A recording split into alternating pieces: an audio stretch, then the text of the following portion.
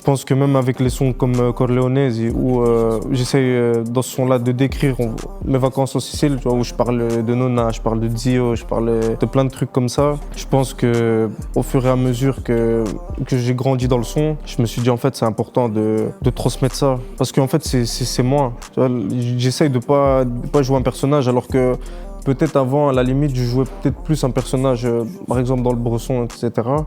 Tu vois, en prenant un peu plus de maturité, je me suis dit en fait, je dois être plus authentique. Ce que j'essaye de refaire, c'est vraiment de retransmettre déjà ce que j'ai vécu, des parties de ma vie, des émotions. En fait, j'essaye vraiment de tout regrouper dans l'écriture. J'essaye aussi d'avoir une écriture imagée.